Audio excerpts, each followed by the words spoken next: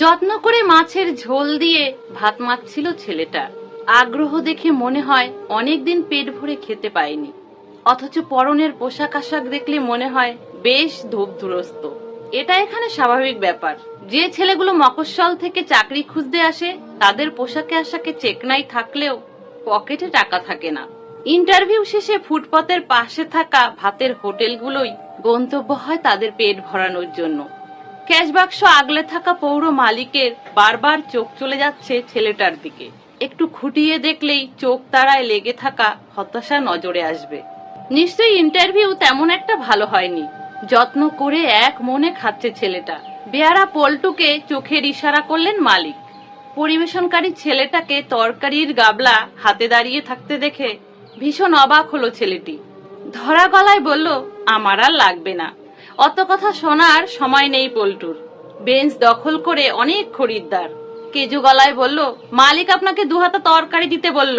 বলার সঙ্গে সঙ্গেই হাতা দিয়ে ছেলেটার পাতে তরকারি ঢেলে দিল, সঙ্গে ছোট্ট এক টুকরো মাছ। গলা নামিয়ে বলল, এক্ষুনি কটা ভাত দিয়ে যাচ্ছি তোমাকে। ছেলেটা বেশ অবাক হয়েছে। দূর থেকে দেখে হোটেল মালিক তা বুঝতে পারলেন। ভেতরে ভেতরে হোটেল মালিক বেশ খুশি হলেন। নিজের লাভ থেকে এদের খাওয়াতে পারলে মনটা বেশ ভালো লাগে। কি বা খাওয়াতে পারেন তিনি, কতই বা তার ক্ষমতা। ছেলেটার খাওয়া প্রায় শেষ হয়ে এসেছে, এবার পয়সা মেটানোর পালা। মালিক আগেই ঠিক করে রেখেছেন এক্সট্রা ভাত তরকারির দাম তিনি নেবেন না। ছেলেটা দেয়ালে টাঙানো রেড চার্টটা দেখছে মন দিয়ে। ছেলেটা কি দেখার চেষ্টা করছে মালিক সেটা ভালোভাবেই বুঝতে পারছে। সীমিত পয়সা পকেটে থাকার জ্বালা কেউ বুঝুক আর না বুঝুক সে সেটা ভালোই বুঝে। সস্নেহে হাসি হেসে ছেলেটার দিকে তাকালেন মালিক। এই এক্সট্রা ভাত তরকারির দাম তোমাকে দিতে হবে না। মনে করো তোমার এক চেনাশোনা কাকু তোমাকে 2 হাতা ভাত তরকারি খাইয়েছে। ছেলেটা এক অদ্ভুত হাসি হেসে বলল, এতদিন যে আপনাকেই খুঁজছিলাম। আমাকে খুঁজছিলে মানে? মালিকের চোখে বিস্ময়ের ছাপ। ছেলেটি মুচকি হাসি হেসে বলল, ঠিক আপনাকে নয়, তবে আপনার মতো কাউকে। এমন একজন মানুষকে খুঁজে বেড়ানোর জন্যই আমি পাইস হোটেলে খেয়ে বেড়াই। বিস্মিত হোটেল মালিক কিছু বলার জন্য মুখ খোলার আগেই একটা দামি গাড়ি থেকে স্যুট টাই পরা একজন লোক নেমে তার হোটেলের দিকেই আসছে। ছেলেটি কাছে এসে বলল, স্যার চলুন, মিটিং এর টাইম হয়ে গেছে। কোম্পানির সিও ছাড়া কি আর মিটিং হবে? 1 মিনিট অপেক্ষা করো সোম, আমি ওনার টাকাটা মিটিয়ে দিয়েই আসছি।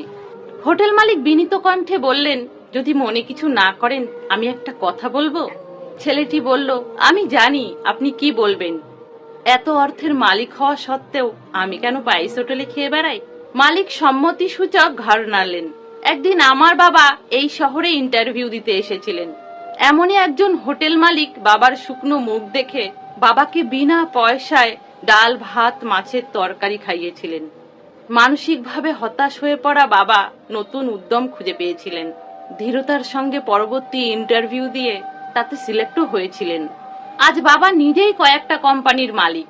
আজও বাবা বলেন, ওই মানুষটি ছিলেন প্রকৃত ভালো মানুষ।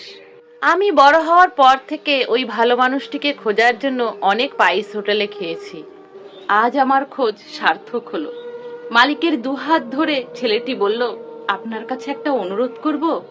সপ্তাহে একটা দিন আপনার হোটেলে আসা সমস্ত মানুষকে আপনি ফ্রিতে খাওয়াবেন। টাকা আমি দেব, কিন্তু আপনি সেটা কাউকে জানাবেন না। পৌর হোটেল মালিকের চোখে জল। নিজের সাধারণত্ব ভুলে ছেলেটার মাথায় নিজের ময়লা হাত রেখে বললেন, এভাবেই থেকো চিরকাল। মনুষ্যত্বই যে মানুষের আসল পরিচয়। তাহলে বন্ধুরা, গল্পটা যদি আপনাদের ভালো লাগে প্লিজ লাইক করে দেবেন, শেয়ার করে দেবেন, কমেন্টে আপনাদের মূল্যবান মতামত জানাবেন। সকলে ভালো থাকবেন, সুস্থ থাকবেন।